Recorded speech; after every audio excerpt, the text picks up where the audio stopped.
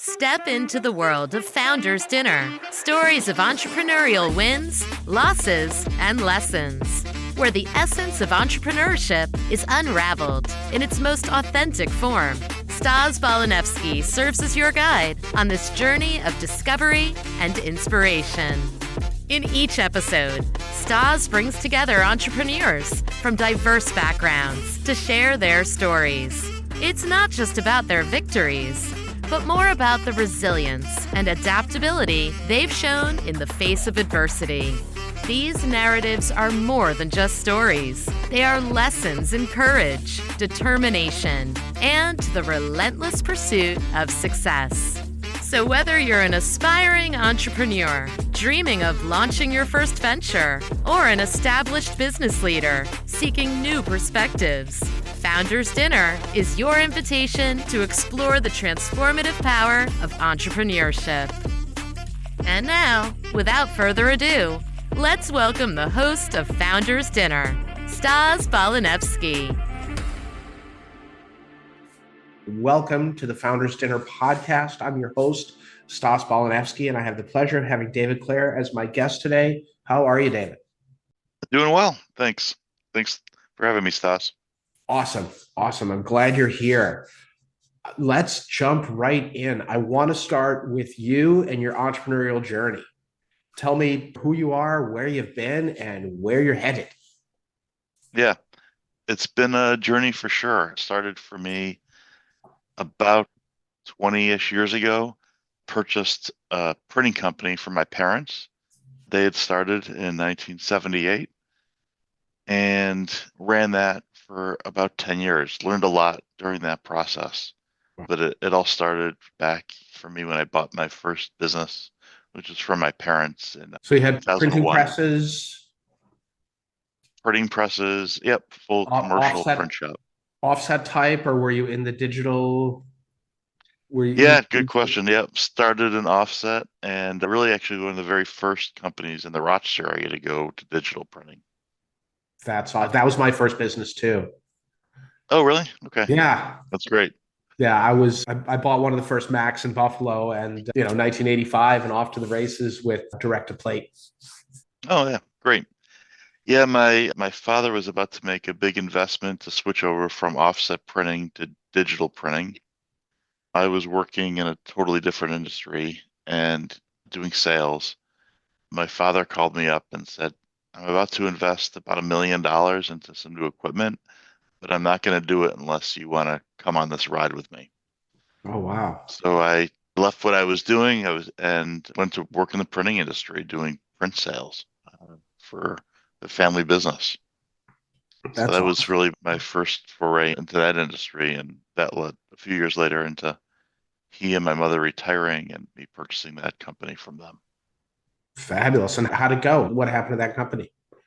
That went well for the first bunch of years. We were really focused in on a lot of direct mail business. We grew a great business focused on variable data printing when that was new, and the idea that every single piece of mail could be unique. And it was a lot of fun out selling the idea of merging databases with printing and having customized, unique messaging. And we had a lot of great big customers, and it was a lot of fun. That was a good ride for a while until it wasn't. Like anything. Direct mail started to really dry up, got more and more expensive. And as email campaigns were increasing and we saw a drop in direct mail, the industry just changed quite a bit. Yeah. So about 10 years after I bought the company, I was able to sell the business to actually another guy who I knew through Entrepreneurs Organization. He owned another printing company, and he bought the business from me and rolled it into his existing printing business. Oh, nice. And he's still operating today. Oh, that's awesome. Yeah. So still in touch with him a little bit, but yeah, it's changed names and changed quite a bit, but it's still around. Yeah, for sure. And then what happened next?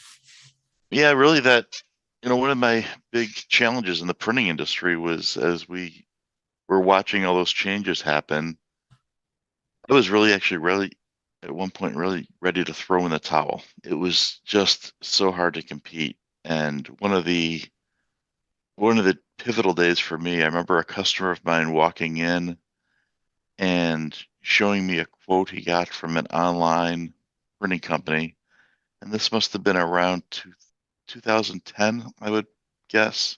Mhm. Um, and we were seeing quite an increase in online printing services at that time. He came in and showed me a quote for a job that we had also quoted him, and he was able to buy stuff from this online company for less than I could even buy the paper for. Oh my gosh. And it was one of those aha moments, and it's like, oh, where is this going to go? And I did a lot of hard thinking around what to do with the business and made the decision really overnight to get rid of almost all my employees, sell all of our equipment, and go from a traditional printing company with a manufacturing operation and turn it into a print brokerage company.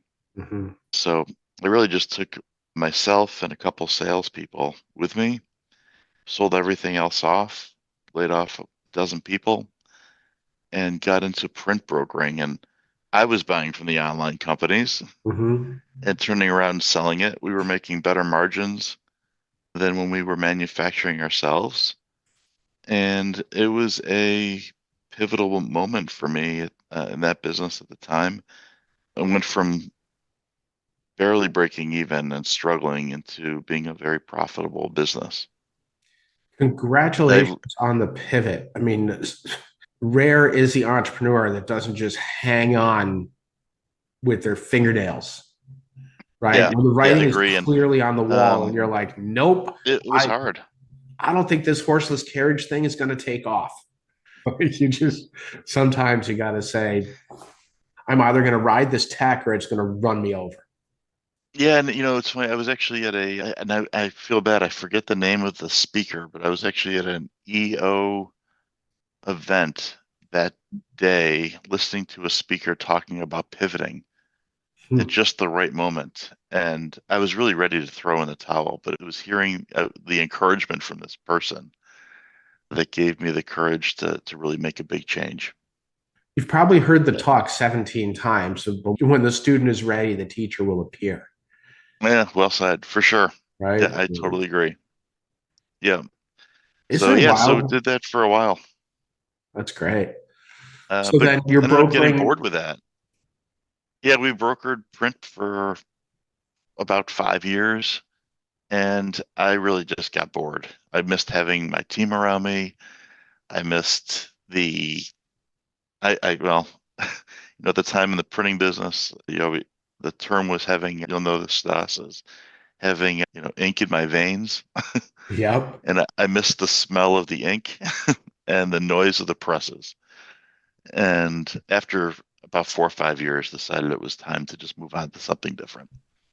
And that's when I sold the printing business. So it was really just selling a book of business at that point. Sure. Um, and started looking around for something else to do. Is that when you found Flower City? It is, yes. I worked with a couple different business brokers trying to find something to purchase, something new to get into. Mhm. And actually, it was really through my EO network and the idea of actually speaking to lawyers and accountants that I ended up finding Flower City Communications to purchase. And That's awesome. one of the big things I learned, I think, from the printing industry of what I wanted in my next career was the opportunity to be in a business where there was an opportunity for recurring revenue. And in the print business, it was waking up every morning and trying to see what we could hunt so we could eat that day. And I wanted something where, of course, sales is still A1, but there's always the opportunity to have some recurring revenue coming in at the same time. Yeah. Which is usually And so this indicated industry in allowed that. that's indicated in valuations too, right? Project revenue isn't worth quite as much as recurring revenue when you're looking to exit or when you're looking to buy. Yeah, correct. And that was definitely that was a big lesson for me from the printing industry as far as something else that I wanted to have different the next go around. And you're right, it is part of the valuation process. Yeah, that's great. So now Flower City Communications is bustling, successful. What's the future look like? Yeah, and so Flower City Communications had been in business about 45 years when I bought the company.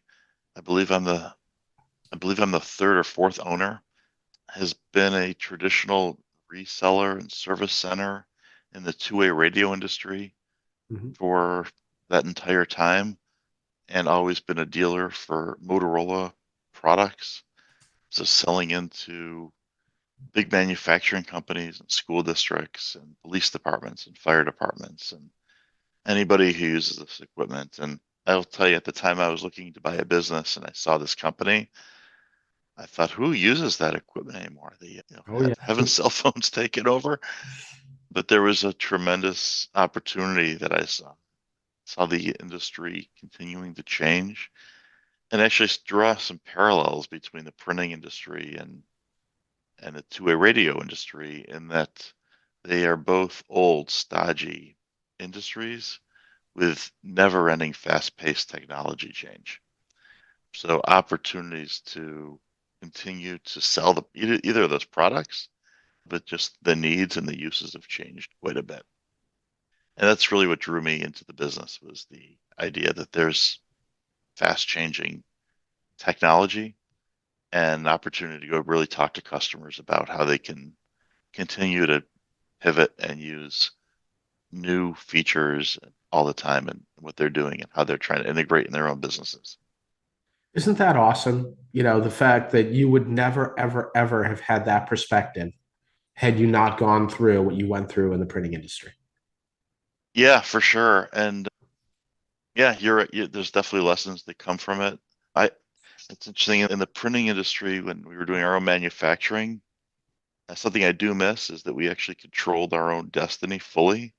Mhm. We we did the manufacturing all in house, and now we are just a reseller and have zero control over anything around manufacturing.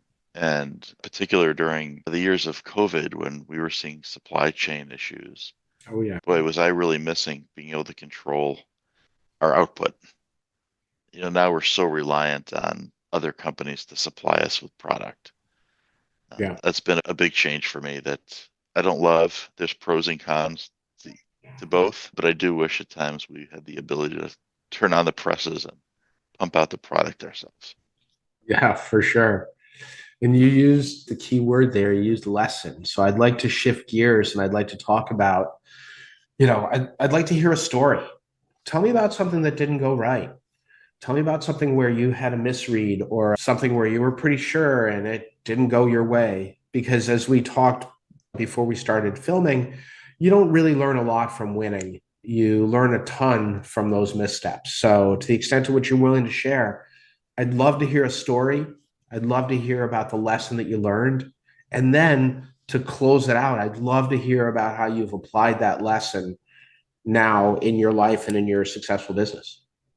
Yeah, I think the biggest lesson I learned, my biggest misstep, was actually when I purchased this business, The current one. my current business. Wow. Yes. Okay. Let's unpack that.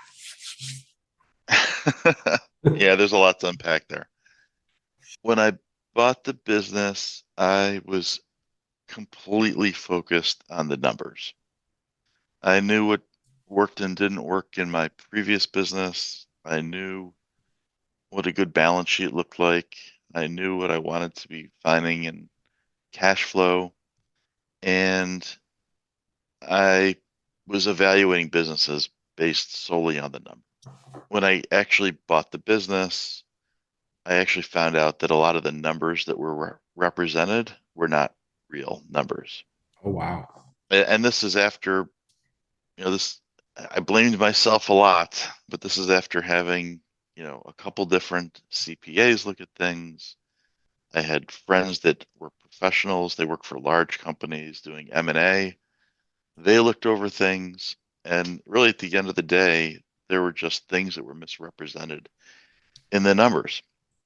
And one example of that is that there was a customer that was showing in the customer list of the business, and they were a big client of the company. Mm-hmm. About a week or so into buying the company, I had asked around in the business, like, what are we doing for this company right now, this customer? And the answer I got was the bookkeeper looking at me a little bit surprised and said, "You didn't hear?" I said, "Hear what?" She says, "Oh, they don't do work with us anymore." So what do you mean? And that's when I was presented with a letter that was sent to the business just about 2 weeks before I closed on the business, saying, "We're no longer working with you. We don't like the quality of your work. You didn't do things as you're supposed to be doing them." And that, as a result, really overinflated the value of the company. And I way overpaid for the business as a result of that customer not being real. There was a lawsuit that followed, of course, and things got settled on all that. But what really came out of all that, more so than the expense of it all, Mm-hmm. was my being overly focused on the dollars and cents and not focusing in on the culture of the company. And I kick myself all the time. The previous owner didn't want me spending any time at the business before I bought it. He didn't want me to meet anybody before I bought it. Hmm. And, when I ask around different friends that have been through the process, I find out that's not so uncommon. They didn't want to spook their employees, that anything was going on. They didn't want to spook their customers. Mm-hmm. So I got it. However, if I were to ever do it again, I would never accept that. I ended up buying a business that had a bunch of employees whose values just didn't match mine, Right. and I found the culture to be terrible. My very first day, I remember sitting in my office with the previous owner, and I heard yelling and swearing through the wall. And I Wow. said, "Oh, what's going on?" He says, "Oh, yeah, you'll get used to that." I said, "Get used to that? Oh Why? no, I won't. Why is anyone cursing anybody out? Like, this is crazy." And that was indicative of the entire business. It was an endless parade of screaming and yelling, and customers screaming and yelling, and employees threatening to quit constantly. I ended up just buying a mess. It was a huge mess, Wow. and really spent about 3 years cleaning up a mess that I had overpaid for. So that was a huge lesson for me. And I think about it, almost every day still. And we've cleaned it up and we've turned the company around. We've got a great culture and we've got a great team now, but it was a big, big mess. Well, kudos for cleaning up the mess, right? Let's talk about how you've applied that lesson. Like, I know if you're going to go into diligence on an acquisition, you're going to be able to dig your heels in, like, that's for sure. But let's talk about how you've applied that lesson of, fixing a faulty culture. Yeah, Stas, when you're all in, when everything you've got is in the deal, from your bank account to your house and everything, you got no choice except to dig in and fix it. So, there's been many times I've thought about big corporations, big publicly traded corporations that buy, they make an acquisition and they realize it wasn't a good one and they just ditch it and walk away. Yeah. And that's just a luxury that I don't identify with. You know, I didn't, it wasn't just an opportunity to walk away and write it off. And I'm constantly amazed by big public companies that can just decide, oh, it was just $20 million. We're just gonna walk away from that mistake and move on to the next one. Right. And I think about how, I don't know, as a result, I often think, like, where's the grit? Like, where's the hard work that those corporate executives are putting in to try to right their wrong? How nice to, I guess, yeah, on one hand, how nice to walk away, and on the other hand, like, what a quitting attitude. Yeah. And you're also living quarter to quarter. right? Yeah, for There sure. is no long view. So those people are in a position that if they don't do the thing that moves the needle within that fiscal quarter, they're out. They're gone. Yeah, yeah, it's a Yeah. different world Yeah. I that mean, the I don't live pyramid, in that world. So. the pyramid is so broad at the bottom that there's always the next guy. Right, right. Right? So, when you're left with no choice, you just roll up your sleeves and you figure it out. So talk to me about what you figured out, right? I mean, so you walk in, you overpaid for the business, they misrepresented stuff. Of course, there's litigation there. So that's eye off the ball right there. Hmm. So now you're sort of serving two masters. So the Hmm. dysfunctional company on your balance sheet, and then the outright fraud and that whole litigation, Yep. right? That's a pretty expensive game of whack-a-mole. Yeah, and of course, trying to, you know, bring the customers back into the fold that are questioning what's going on, making them feel comfortable, trying to hire new people that now need to be really trained up. It's an industry where it's not easy to find people with deep experience. So, it's a lot of training that goes on to, to be able to provide it at a level that you want to. And that all comes, of course, from myself being new in an industry and not having any knowledge truly of my own to depart with new employees. So a lot of relying on others. I ended up finding a great partner for the first few years. It's in the same industry as us and just another city.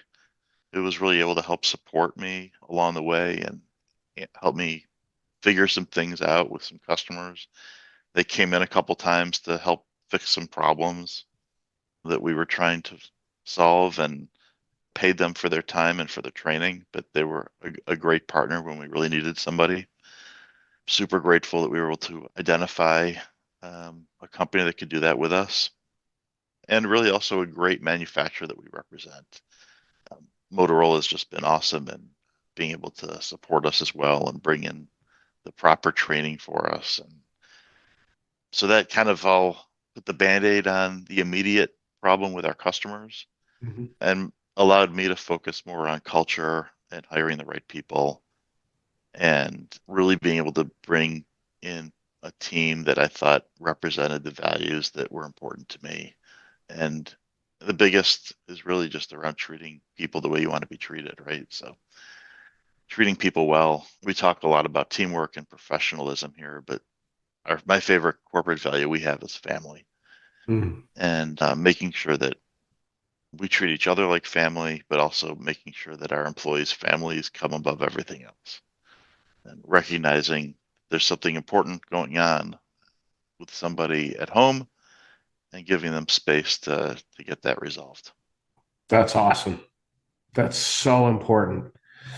I mean, truly walking your core values, not just putting them up on a wall. I have seen 201 companies that really embrace their core values for real have a tendency over time to be really successful because they attract like-minded people. And I think that's been our case, and I contribute a lot of our more, our successes to that for sure. And I do tell people when I hire them that any decision they make, as long as they can point to our core values, I'll always stand behind their decision. And not to be afraid to tell me that I'm stepping out of bounds, and and feel free to point to those same core values and tell me to get back in line.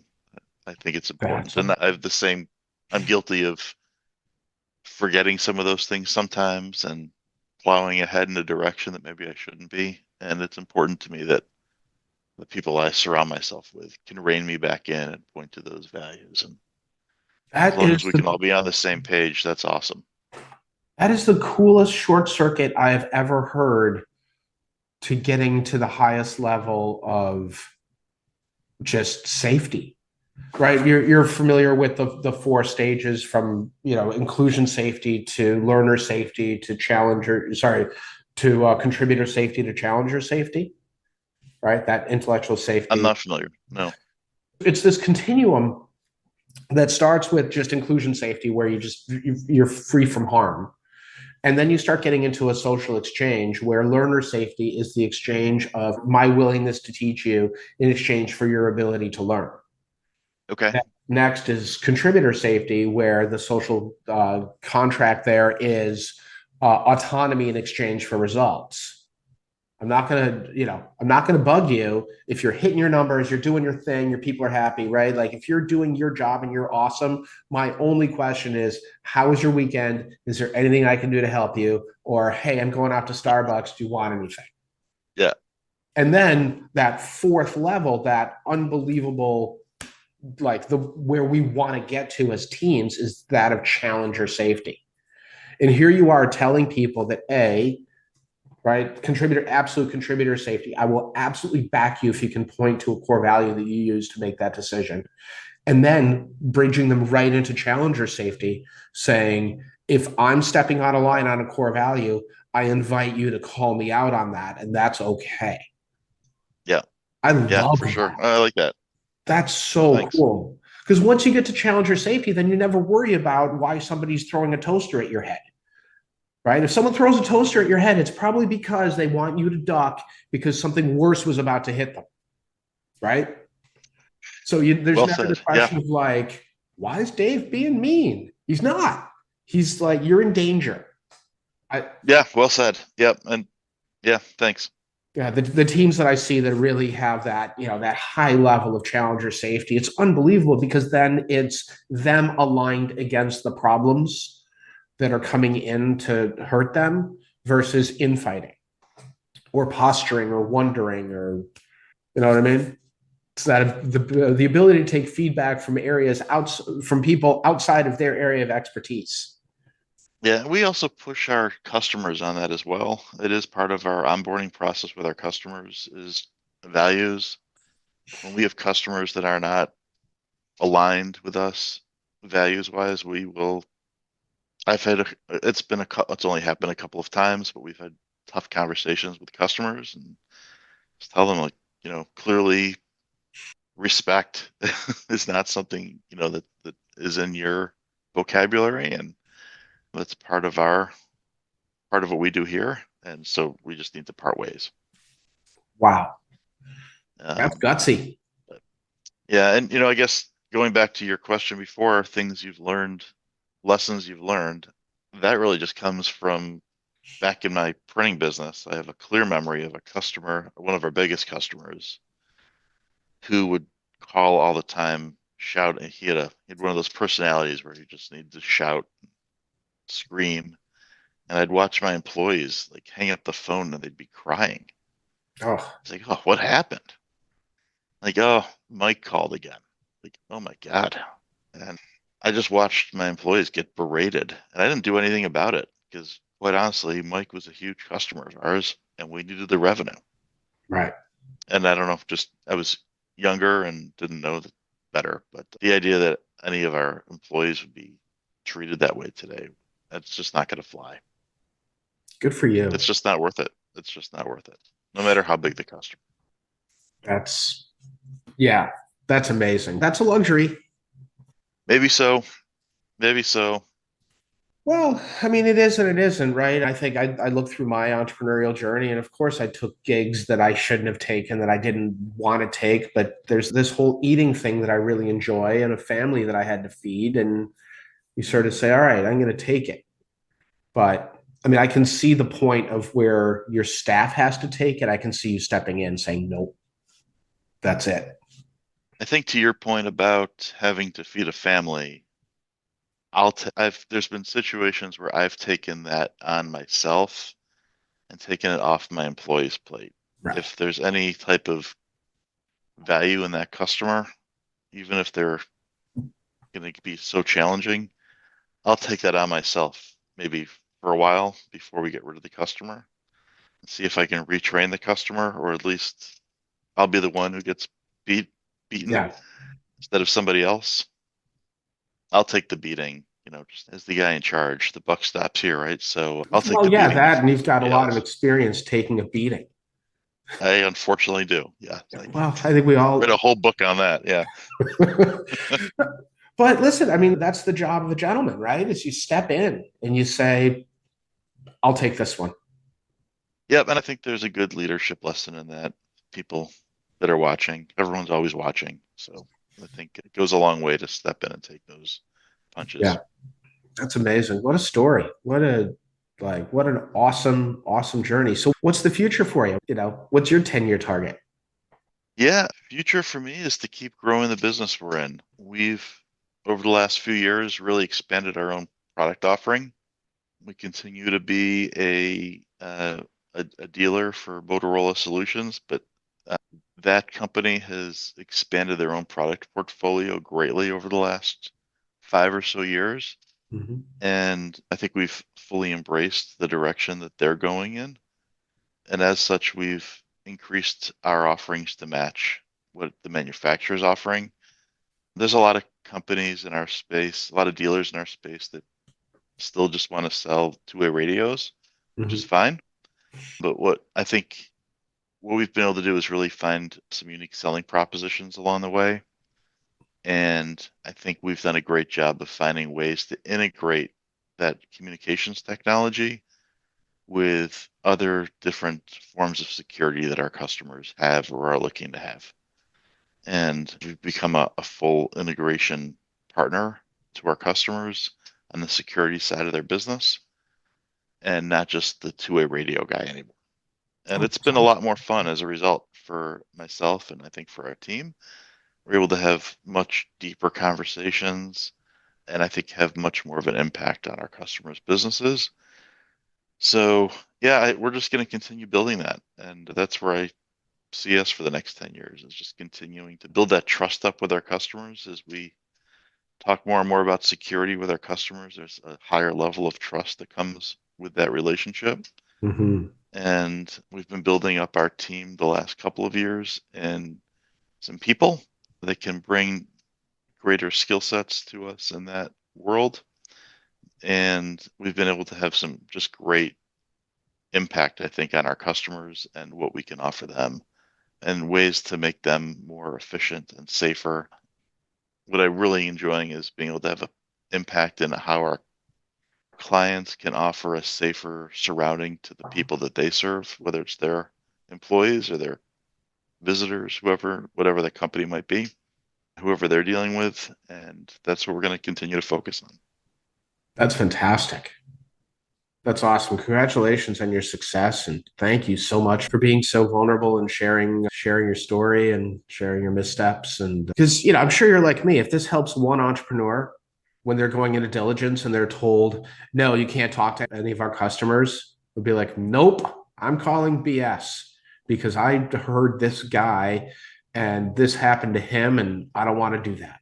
So I'm positive. Yeah, I feel no good. Yeah, thanks. And I have no doubt that if I had pushed and spent 1 day or 2 days sitting in the business before I purchased it, it would have changed everything. And I really kick myself for not forcing that to happen. Awesome. Wow. Thank you. But yeah. No, thanks for the opportunity to share. Always like telling my story. It's a heck endless lessons to have learned along the way. Oh yeah. I mean, I'm sure we could do another episode or 8 on other stuff that you and I have messed up. But hey, that's the journey, right? Yeah. That's how you appreciate it. That's the journey. Yeah. Thanks for having me, Stas. You bet. So I guess with that concludes this week's episode of Founders Dinner Podcast. For those looking to connect with David, his link is going to be in the description. This is Stas Bolanevsky signing off, and I will see you all next week. And David, thank you so much. Yeah, thanks again. Appreciate it. That's a wrap on today's episode of Founders Dinner. Stories of entrepreneurial wins, losses, and lessons. Once again, we've journeyed through the inspiring and challenging world of entrepreneurship with Stas Bolanevsky, uncovering stories that illuminate the resilience and adaptability at the heart of success. Each narrative shared today is a testament to the unyielding spirit of our entrepreneurial guests, providing lessons in courage and determination. We hope these stories have not only entertained, but also inspired you. Whether you're taking the first steps in your entrepreneurial journey or are a seasoned leader in the business world. Founders Dinner is more than just a podcast. It's a community of learning, inspiration, and connection. Don't forget to subscribe to our podcast for more insightful episodes and join our vibrant LinkedIn community to continue the conversation, share experiences, and connect with like-minded entrepreneurs. Until next time, keep embracing the entrepreneurial journey. This is Stas Balanevsky, thanking you for being a part of the Founders Dinner family. See you at the next dinner.